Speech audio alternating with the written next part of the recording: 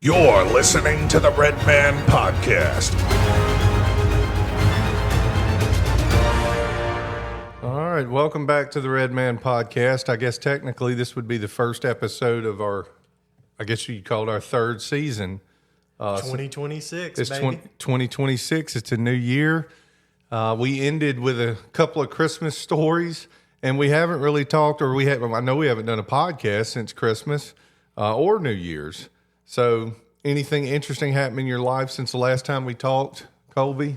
No, I mean, good holiday season, a lot of good time with family, good little break. Needed a good little break to end out the year, and excited to be back on the Red Man Podcast. But you know, we got right back after it in a hurry. January has been super busy. I mean, it's like we've had tons of meetings. We just got done with the MPCA annual meeting, the Mississippi Pest Control Association meeting, which I thought went pretty well. We had a good turnout there. A lot of good changes for the association this year, driving membership, more people showing up, getting involved, keeping it interesting. And we've also got a couple guys over at the Louisiana meeting yesterday and today as well. So that's good.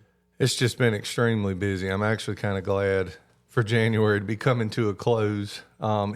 I think part of what made it so busy is at Redd Pest Solutions, we've gone through a lot of changes in our organization this month, and people switching to new roles and responsibilities, bringing new people in. It's just been extraordinarily busy. I just don't ever remember a January this busy, because in the pest control industry, you kind of think of January, February, December. Those are the months where things slow down, but it didn't feel that way at all in January. So it is good to be back on the podcast and get this going again. We had a lot of positive reactions from it in 2025, so obviously we want to keep that going.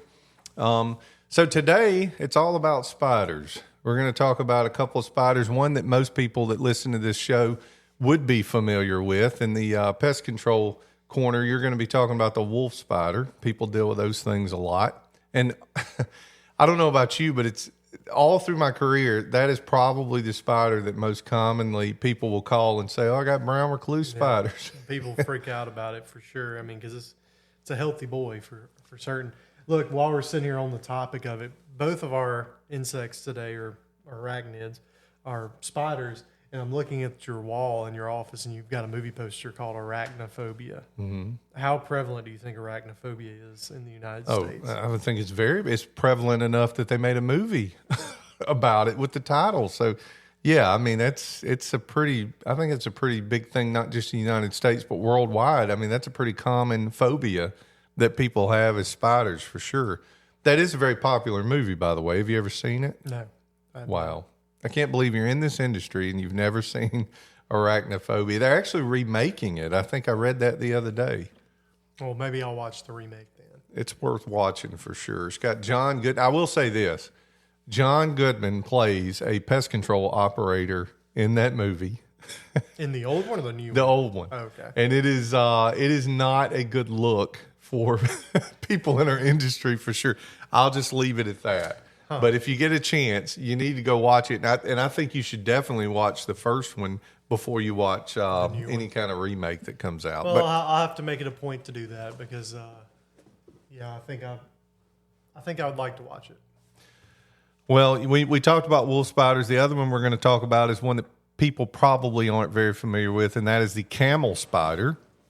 And so that's our insect profile for this week. So I will get us started as usual with the camel spider. It's also known in some circles as the wind scorpion, the sun spider, and I'm telling you, it looks scary. It looks like something out of a horror movie or a science fiction movie that deals with aliens or something. I mean, it's a creepy looking thing. This animal, it is so aggressively weird looking that it has survived for centuries. Frankly, I think based on a lot of misinformation about it, because if you go on the internet, you're going to find that there are a lot of people that are convinced that this insect or this arachnid can scream at you, chase soldiers down, eat camels. None of these things are actually true. I would hope not, or we'd be in a lot worse shape. None of these things are actually true. But if you look at this thing and you see a picture of it, you can see why so many people would actually believe it. So it's got quite the reputation. Size, I mean, it's 2 to 6 inches. It's large enough to be noticed, but it's it's not big enough to. Frankly, anybody that's in this industry saw one of these things, I don't think we'd be terrified of it because we're used to seeing spiders. But for the average person that isn't used to seeing a lot of spiders, I could see where a 2 to 6 inch spider would scare you. It's desert beige is its color. It has very comically oversized jaws. They look almost like bolt cutters, frankly, if you look at them up close. I mean, they're really, really big. So if you were looking at it, you would think you could lose a finger. Yeah, I mean, they're pretty big, especially when you look at it in comparison to the rest of its body. It's pretty big. So as far as where they live at, mostly it's deserts of the Middle East. Fortunately, that's not something we have to worry about. We're not in the Middle East. North Africa, again, we're not in Africa. The American Southwest. So there are people maybe that are listening to this podcast that may encounter these things out west, and even in parts of Asia. Thank God they're not in the eastern part of the United States. Frankly, I could go the rest of my life without dealing with these if I'd be just fine. They spend their daylight hours hiding under rocks or in burrows. As far as those myths that we talked about, one of them had to do with them actually chasing humans. They are very fast. So there is a little bit of truth to that aspect of it. They have been clocked running up to 10 miles per hour, which for a spider, that is fast. Yeah. And so you could see why if someone did see one scooting across the desert, they would think, well, that thing could if it wanted to, it could potentially chase me down. If one started sprinting to me, my brain would immediately think the worst. If I saw it headed straight for me, I'd probably go into panic mode for sure. Frankly, here's the truth, though. They're not actually chasing people. What they're chasing when people are walking by or in their vicinity, they're chasing the shadow that is coming off of the person, which gives the illusion that they're chasing the person. Well, that makes me feel so much better. They're chasing your shadow. Yeah, well, you're a mobile shade structure, and that's what they're looking for is shade, not you as a meal. So what you're saying, if you didn't run from them, they would just come run up and sit next to you and be your friend. I guess that's possible. We should test that theory out. They are considered non-venomous. They hunt down other insects, of course, scorpions, lizards even, and small snakes. They've been known to hunt those things down and eat them. Occasionally, very small rodents that have made some poor life choices and decided to get near them. They have, unfortunately, there's been cases where they have been eaten by these spiders. Instead of venom, they rely on those huge jaws that I talked about to tear food apart, which is also kind of frightening when you think of that. As far as the screaming thing goes, another one of those internet lies that you heard about, they don't actually scream. As I said, they don't chase you or jump at your face. There's actually another one that I didn't mention about them eating hair. We'll get back to that one in a minute. Let's address the one about the screaming. It's actually this kind of it's more of like a hissing or a clicking sound that they make by rubbing their body parts together. That process called stridulation. We've heard that before with other insects. That's actually what the people get confused with screaming. They're not actually vocalizing any kind of sound there. As far as the other myth about them crawling into your hair to steal it, because that is another one that's on the internet. This actually stems from South Africa. Those people believe that these spiders will actually crawl into their hair and trim their hair with those large jaws that we talked about. And then make them or use them for nesting material. Now, again, it's all crap. It's not true. But people over there actually believe it. I think that's kind of like one of those urban legends, like the boogeyman. Parents would go to their kids while they're sleeping, clip some of their hair off and say, the spider got it from you. You better go to sleep early or spider's going to get you. I would probably do that as a parent. They only live, a little less than a year, which I don't really know how that compares to a lot of other spiders. Do you have an idea on average for spiders? Typically, across the board, the bigger an insect or an arachnid is, the shorter its lifespan. That's why over time insects have adapted to survive longer is by getting smaller and being able to fly. And spiders can't do either, so they typically do have a pretty short lifespan. Well, in their lifespan, if you're female, they lay eggs in underground burrows. Some mothers actually stay behind and guard those eggs. The young camel spiders actually look like they look like the adults, just a smaller version. Technically, they have 10 legs. They can eat prey nearly their own size, and their reputation exploded during early internet forums back in the day when the internet first came out, I guess, where forced perspective photos did a lot of damage to their reputation, which that was a common thing back in the earlier days of the internet. People doing these forced perception photographs, if they hunted some sort of animal, they would position themselves just so behind the animal to make it look bigger than it actually was when they posted or when they took a photograph. Yeah, like some of these hunters that we know at Redd. Right. Oh man, I killed a big one. Right. They're actually vital desert predators. I mean, they obviously have a really good purpose in the desert. They keep insect populations in check. And they, for the most part, they'll mind their own business. Like I said, unless you just happen to be walking by and they catch a glimpse of your shadow, then they might come after you and scare you. But I think that's pretty much it that I have on the camel spiders. I think they're pretty interesting. Like I said, we'll post a picture of what they look like. I think we've been doing that lately with our social media posts. Did you cover why they're nicknamed the camel spider? I don't think so. I don't recall seeing it. Did you look it up? No, Or I'm you just thought curious because I you don't think know. it would be. I guess you did mention something about they were rumored to kill camels. There was some kind of rumor that they killed camels. Similar it to doesn't. like the cow killer ant. It doesn't actually kill cows, but that's what they call it. Right. I mean, it doesn't look anything like a camel to me. I mean, not to me, but it obviously you find it in places where there are a lot of camels. Yep. Did you find it? Yeah, so it says, due to popular, though largely false, legend, they consume the stomachs of camels in the desert.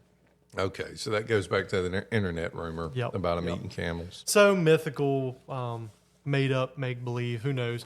I hope I'm never in a place where those spiders exist, and I hope they never come to a place that I exist. So on the flip side, we're also going to talk about, in the control corner today, we're going to talk a little bit about wolf spiders, which is a much more common spider that you may very well be scared of that'll be in your local environment. So the wolf spider is one of the larger spiders that we deal with in the pest control industry, commonly mistaken for a brown recluse, which is a pretty venomous spider that infests structures. However, the wolf spider does not naturally inhabit indoor environments. They accidentally come indoors when they're hunting their prey out in a lawn or a yard. And you typically don't see them in large numbers, just one or two at a time at the most. But they're the most active in summer and fall, and they react pretty heavily to their prey because they're constantly hunting. They're a hunting spider. And when the temperature changes and fluctuates, so does their food source. And as that happens, they can sometimes wander into your home and give you a good little scare, because these spiders can actually be 2+ inches in size, which hearing that doesn't seem that large, but comparatively, that's a pretty big spider. It is. Like I say, people see them, when they do see them in the house, it's just, for years and years and years, it's always the same thing. I got brown recluses, and usually when I would always get a call when I was a pest technician back in the day, and I got a call where a customer said they have brown recluse spiders, I just automatically prepared myself to treat for wolf spiders. And 9 times out of 10, that's exactly what it was. So in comparison to your typical house spider or even your black widows and things like that, these spiders actually do not create webs. These are not web-building spiders. They do all their hunting on the ground and in the grass, and they make little burrows into the ground and kind of pop out and surprise their prey.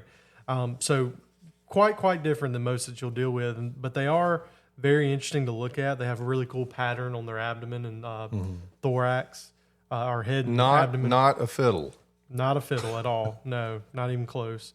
And I don't know how to put this. If you're comparing them to a brown recluse, they're just a little more girthy. I mean, they're a little bit heftier of a spider. Their legs are even big or thicker. Yeah, they're thicker. Their body's thicker. And they just look like a more substantial insect. Well, arachnid. Let's see. They are a cause for a great deal of anxiety. Typically, when we have homeowners in the pest control industry that call us because of spiders, they may have cellar spiders, they may have a house spider, but 9 times out of 10, when we get a call and somebody's really upset about having spiders in their home, it's because of one of these. Right. And that's just because of the presence that they have. But the good thing is, like I've already stated, they're not going to stay in your house for long. They're primarily there to hunt their prey and, weather the storm or the weather conditions that are present. They're going to get back out to doing their due diligence, hunting for prey. So the best thing you can do as a homeowner, and then if you're a pest control operator trying to help a homeowner out, it's exclusion, making sure that all your cracks and crevices to your home are sealed off and secure, making sure that doors are not being left open, windows are not being left cracked. All those things will aid in keeping these spiders out, because at the end of the day, if they don't have an easy, accessible way from the ground to get into your home, they're not creating webs and going up on your eaves and your attics and things like that. They're coming in from the ground level. So, and the other big benefit to keeping these guys out as compared to other spiders is because they are so big, they can't fit in all these little tiny cracks and crevices as easily. So as long as you're knocking out the low hanging fruit, the big gaps and crevices, you're going to keep them out of your home and keep you from having a good midnight scare one night, run to the bathroom or getting something out of the fridge and seeing one of these run across your floor. Yeah, that's the worst. Or getting ready to take a shower or something, and one's stuck in your shower pan because they can't get out. So I'll tell you a quick story about wolf spiders. I've ran into them quite a bit, and I'm not deathly scared of spiders. I definitely don't like them. But if they're doing their job, they help get rid of our other pests that we deal with. I generally leave them alone, especially on the outside of a home. But let me tell you about one time I did not leave them alone. I lived in the country growing up, and house was not very well excluded. A lot of cracks and crevices for insects to get in. And I was putting my shoes on one night to go outside to do something, get something out of the car, get something out of the storage room, something. I cannot remember what it was. But I stuck my foot into my Crocs. I had some Crocs and felt something that didn't feel quite right, almost like a wadded up sock was in there. So I pulled my foot out, and with my foot came a wolf spider running out of the shoe. Oh my God. That somehow I did not squish. I was going to say, I can't believe you didn't crush it. I didn't. But it scared me. So to this day, between that and going to Phoenix, Arizona and having to check for scorpions, anytime I put my shoe on, I beat it on the floor. Okay, so all right, so I want to take us on one of those side trips. Okay, this has nothing to do with spiders, but this is our podcast. We can do whatever we want with it. So one day, and this is when I was in the pest control industry, and it was in the winter, and I pulled my boots on to go to work one day. It was when I was running a pest route. I was running behind. I pulled my shoes on, and I felt something pop in my shoe. And I just kept going. And again, I was busy. I was in a hurry. Went through my whole day, worked. I could feel something in my shoe all day. So at the end of the day, I get home and I take my shoes off, and there was a baby mouse in there. And my sock had blood all over it. And I had crushed a little mouse that had gotten in my boot, and I wore that thing in my shoe all day. All right, that's the end of our side trip. We can get back to wolf spiders. Well, that's interesting. Well, anyways, look, guys, girls, wolf spiders can be scary, but if you do have an ongoing issue with them around your house, it's not normal. So give a pest control operator a call. Call the Red Man. We'll be happy to help you out with that. Get you on regular pest control and exclusion services, and hopefully you won't have to deal with them again. But I would encourage you, if they are just out in their environment, minding their own business, don't kill them, because they do help get rid of a lot of pests around your home that you definitely don't want. So they're not all bad. They're just it's part of natural pest control. So as always, I tried to look and see if I could find like a news clip or something related to wolf spiders. I did find one from Fox 35 in Orlando, Florida, somewhere around 8 years ago, I guess. It's pretty old because, as you said, it's pretty rare for there to be what you would call an infestation of wolf spiders in a home. However, according to this particular news article or this news station clip, it did actually happen. So I want to play that clip now. Massive venomous spiders invading people's homes. And they're more than just a nuisance. Bites from these guys are downright painful. Fox 25's Kelly Joyce in Deltona with this arachnid invasion. People here in the Deltona Lake subdivision in Deltona tell me they've been seeing more and more wolf spiders. One woman says the spider that was in her house was as big as her hand. They're big and they're scary, and they're showing up in Deltona homes. He said, "Is that a spider?"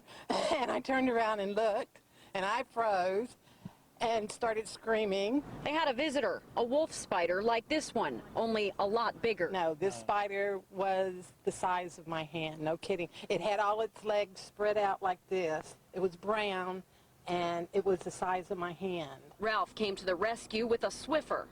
Grabbed this and chased it around for a while, but because he was running, but I finally got it. Bug experts at Massey Pest Control say wolf spiders are common in Florida. They can grow to the size of a salad plate. They run into homes this time of year looking for food, usually smaller bugs.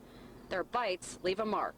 Mike Oliverio and his wife have found several wolf spiders in their shower. I don't know how they get in there, but they get in and they scare my wife to death. We try to capture them and let them go outside, but if all else fails, we have to get rid of them. Thank God he saved me. Bug experts tell us the way that these wolf spiders get in is through broken door seals. They say you want to make sure that that is all secure in your home. Also some cracks in the foundation and holes in screens. If you patch those up, you should be in the clear. In Deltona, Kelly Joyce, Fox 35 News. A salad plate, Chris? I know. A salad plate. That's a little bit bigger than 2 inches. I mean, I know Florida's different. Right. I was going to say, I don't want to question pest control operators in Florida because that's who they said they got that information from, but I've never seen one the size of a salad plate. That's pretty big. Salad plate, that's like, it's big. that's a big spider. And also the other thing about that little story that I liked is she said her husband saved her with a Swiffer, that he beat the wolf spider. Beat him to death. With a Swiffer, which obviously is effective. But while we're on this topic, because I got made fun of, I actually had somebody record a video of me doing this at my own home during a Christmas party. But I've come up with one of the most, I think, ingenious ways to get rid of spiders in your home. I've got a Dyson portable vacuum with a long pole on the end of it. Mm-hmm. So if I find a spider up high somewhere and I can't, I don't want to smash it on the sheetrock and ruin my paint. I just get the little vacuum up to it. Vacuuming is a big part of pest control. You don't hear people using it for spiders very often, but you certainly could. I think it's awesome because, you don't have to worry about them jumping on you or getting away. Suck them up, throw them in the trash, flush them down the toilet, whatever you want to do with them. I agree. I agree 100%. I will say a salad plate size wolf spider would probably clog my vacuum. That may not work as well. Yeah, that may be one that you have to get the old Swiffer out. That's one where you may have to get rat shot in a 22. And again, I'm not questioning. Look, we're not in Florida. We don't. And Redd Pest Solutions at this point, we're not even servicing customers in Florida. So maybe there is. I don't know, but I've never seen it. So, all right, is that it for wolf spiders? That's it. That's all of it. Okay, so now we'll move in, as usual, to our Tech Talk segment, which today we really don't have a technician that we're going to talk to, which is not abnormal. We've talked to several different managers since we've been doing this segment, but today is a little different because I mentioned at the beginning of the episode how Redd Pest Solutions has undergone a few organizational changes, and the gentleman that we have here today was part of that. He is a brand new employee. Literally less than a month old, I think. Has experience in pest control world. I've got personal history with him at a different company. I've known him for a long time. His name is Mr. Josh Graham, and he is our, North Division Manager for Redd Pest Solutions. So, Josh, appreciate you hopping on to the podcast with us today. I guess the best place to start would be, tell us a little about your history. How long have you been in the pest control business? Yeah, Chris. So happy to be here first. I'd say roughly 9 years. Okay. Been in almost a decade. Yeah, been in the industry. So we'll get you to double digits at Redd Pest Solutions. So your entire, I think I mentioned it at the beginning, your entire history in this industry has been in management. Yes. Yeah. Which, coming from somebody that started as a technician and worked my way up, to me that it almost seems like that would almost make it a little harder when you come in to a new industry that you're not familiar with all these people that you have to manage and you're trying to tell them how to go. Was that challenging for you? Yeah, it was very challenging just to come in. like I said, being part of an industry that you have absolutely no knowledge whatsoever, right? Right. And I don't think anyone comes into pest control with pest control experience. That's true. You come in as a technician and, go from there. So to come in as a BM and have to learn everything, it was interesting, but it was very fun. Because your experience prior to that was mostly in the phone business, right? That's right. Which was couldn't be much different. But you came in as a branch manager for one of the big box companies that we'll leave it unnamed. Yeah. You brought in all this managerial experience, and what those big box companies want in their manager is someone that can drive sales. And you certainly were able to do that when you began, right? Yeah, I've been in sales my entire career, from my first job to now. So that gave me a big upside coming in, being able to drive sales, and just learning everything else was just a caveat. Well, what I like about it is we let you get all your learning the industry out of the way with another company, and then we kind of brought you in here turnkey ready for the position that we had for this North Division manager. So It is good to have you here. I mean, how's it been so far? It's been exciting. Just from day one, I was telling you in Kolby, is just something as simple as the onboarding process was exciting. Really? Yeah, it was no hiccups. It was, like, the minute you show up day one, you're key turn ready as far as having everything you need to start your journey, and that's one pain point deal in the past, that I think people have had at other companies. Well, you hear people say all the time in all aspects of life that first impression's everything. Whether you're meeting somebody for the first time, meeting a customer you're trying to sell to for the first time, if you get off on the wrong foot from the get-go, what kind of relationship are you going to build? You're already starting from the negative. So if we're not doing our part as a company, bringing people on and going, wow, their first day is awesome, like you said, exciting, because you get everything you need, you get a good welcoming party, go out to lunch, make you feel excited about it, because it is, at the end of the day, it is an exciting journey you get to go on, whether you start as a technician, salesperson, manager, what have you, but it all starts with that first day. And really it all starts with the first interview too. And facilitating that and doing a good job with that whole process. So I couldn't advocate that anymore. I mean, even if you look at other companies like the one you used to work for, and Chris, that was always a big emphasis. They wanted to put the kits together and have the shirts and the water bottles and all that. But the execution on that type of process was lacking. And that's one of the biggest challenges we face as a fast-growing company, is keeping the quality up with the quantity. And I think that's something we have to live by and really focus on. And that's why we bring people in like Josh and everybody else, is we got to get more quality in to keep up with our quantity. It's a culture thing, and we're really, really careful with who we bring into this company, especially in a leadership role. And honestly, Josh, one of the reasons why we wanted you on the podcast today is because our employees listen to it. There's a lot of our employees that I don't think have met you yet. Yeah. And this is a way that they could get to meet you. But back to Kolby's point, everybody we bring in here, they can be an outstanding technician. They can be a great manager. They could be an amazing salesperson and sell all kinds of business. But if they don't fit our culture and if we don't feel like they're going to fit in with the team, then it's kind of a pass for us in most cases. I mean, would you agree, Kolby? Yeah, I mean, got to be keyed into the core values. We've kind of done a little bit of rebranding on that front this year. Not really anything paramount changing big time, but we made some tweaks, and we're really going to hone in on that this year in 2026. And everything we do kind of lives by that, and the Peace 5 core values. So, right.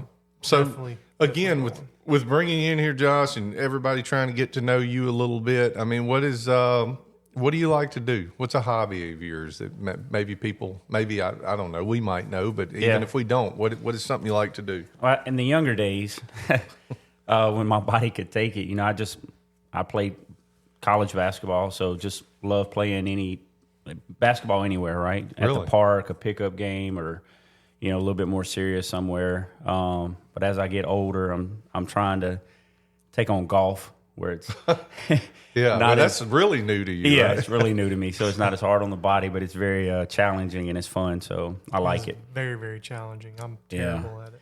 But I love gaming. Yeah. You know, that's probably one of my favorite. Like, what do you like? Xbox, PlayStation, computer? What kind of game? I have all of it. Do you really? Yeah, Wow. just depends on what I'm in the mood to play. Okay. And then other than that, just spending any time that I can with my kids. Yeah. That's always a top priority and always super fun. So. Yep, I totally get that one because they're not little forever. And when you have one and you and I are both in this boat, and when you have one that has grown up all the way and you realize just how quickly it goes by, it's super, super important. Kolby's on the front end of it. And I'm definitely on the front end. You definitely have to savor all the time you can with them because it goes by so fast. Yeah, you blink and they're... Yeah. Which, again, it goes back to what I was just saying about our values here. Work-life balance is extremely important to us. So I don't think you'll find you won't be able to find time to spend with your kids here for sure. So what anything else about your personal life that would surprise us, do you think? Is there anything I don't know about you, Josh, that you want to spill on me today? Give us something that we don't know about you. One work-appropriate thing we don't know. Work-appropriate thing. It ain't gotta be, I could edit it out. It don't have to be work-appropriate. Yeah, I don't know. Just one thing. Man, you got me stumped now. I'm really thinking. I took you by surprise. You did. You took me by surprise. You just got a little English bulldog the other day. Yes. So little Frenchie. Does that mean you're a dog person, not a cat person? Yes, or do you like definitely. cats too? No, I despise cats. Just despise them. Okay. I hate them. I do too. I'll tell you. I'm allergic to them. A quick story. I was living in North Carolina. See, I didn't know that about you. Yeah, you didn't know that. Didn't know you lived in North Carolina. There we go. Yeah, there. So my sister was in the Army, so I was an Army brat. And, you know, she had a cat, and I got a bad ringworm one time from the cat. Mm-hmm. Yep. And that was, it was bad. And that was the last time. That was when you decided you were done with cats. Yeah, I would never own a cat. I'll tell you that. Well, for years, I'm a dog person for sure, but I did live somewhere one time out in the woods, and there was a bad rattlesnake problem. I was having rattlesnakes come in the yard, and I got to asking people, what do you do? What can I put out? We only put out so much snake repellent, and somebody told me, get you some cats. And man, I'm telling you, they were strictly outside cats, made a total difference. Well, and every now and then a cat would show up on the back porch, swole up because it had been bitten by a snake. But none of them ever died from a snake bite, and the snakes went away. Well, I think cats are well known in the pest industry as far as for, it's always a deterrent for rodents, right? That's true. So that doesn't surprise me that I've never heard that, but... No, it makes sense, especially if they are keeping rodents off the property. It stands to reason that would also make the snakes stay away. Then you just get a flea problem. Yeah. Yeah, but honestly, I'd rather deal with the fleas than rattlesnakes coming onto the property. That's probably fair. That's probably fair. Yeah. So how again, how long did you do the phone thing? Roughly 15 years. Good grief, 15 years. Is there any parallels that you can find between what you did in the phone world and what you're doing in the pest control world? It's all about people. Yeah, I see that. People are very important in both industries. Mm-hmm. That's one thing that both strongly have in common is you got to have good people. That makes sense, and it's not just having good people to work for the company you work for, but it's also how you relate to your customers out in the field. I thought that's where you were going with it when you said people. But yeah, in the phone world, you've got people, all walks of life, coming into that store all the time, and you have to find what it is that they're looking for and sell them a good phone or handle whatever problem they're having. And we do it the same way. We're just going to them every day, going to their homes and businesses. And so you're right. I guess the people aspect of it is definitely a parallel. Went from "Can you hear me now?" to "Call the Red Man." There you go. You just gave away where you used to go. Well, that's fine. Whatever. Yeah, it's fine. No secret. So, Josh, we talked to you a few minutes, and we don't want to hold you up anymore. Do you have any final thoughts? Anything else you want to share before we let you go? Just excited to be here. I can't say that enough. I think it's become contagious, right? Everywhere that I go into, people are excited for what's going on here at Redd. I'm excited. and looking forward to a very exciting 2026. Well, we're looking forward to it as well. Again, thank you for joining us today. So we'll let Josh go. I think already, I told Kolby the other day, I'd much rather have a person that I have to pull the reins back on than somebody that you have to push to do their job. And I'm just going to tell you, Josh came in this company with guns blazing. Like Rambo. Wide open. I thought we needed to drug test him again. Chris doesn't have any hair on his head, but if he did, he rubbed it all off in the first 3 days. I did. Josh put me through it. But again, it's good. It's a good thing. He's definitely, it's like I said earlier, we're very careful about who we bring into this company. We want them to fit what we're doing here, and Josh certainly fits it. So that's the end of our Tech Talk segment. As always, we want to encourage people, if you're in the state of Mississippi, to join the Mississippi Pest Control Association meeting. We just had our annual meeting. I'm telling you, the organization is starting to grow. We're starting to get some traction. We've got a good website going. Follow our Facebook page. And if you're not a member, I'm telling you, if you're a pest control operator in this state, you need to reconsider that, and you need to jump on board. And now is the perfect time to do it with all the growth that we're starting to experience there. So look forward to seeing how many new members we get in 2026 as we move forward. If anybody wants to email us, what's our email, Kolby? I have no clue. How do you have no clue? I think it's redmanpodcast@reddpest.com. I think, yeah. It's been so long since I've looked It's at Redman Pod. Let me clarify. It is redmanpodcast@reddpest.com. And that's a place where you can email us if you have ideas or topics you'd like for us to cover, people you'd like for us to call, or if you need information about the Mississippi Pest Control Association, we'd be glad to provide that. Alternatively, Chris Mosley's personal cell phone number is 601. Yeah, you better stop. That's not funny. We got a comedian here. I guess you're going to take that up this year. All right, so this is a good place to end the episode before Kolby gets himself in trouble. Everybody have a good week, and we'll see you next time for an all-new episode of the Red Man Podcast. Thank you. Call the Red Man. Call the Red Man. Red Man, come and drive those pests away.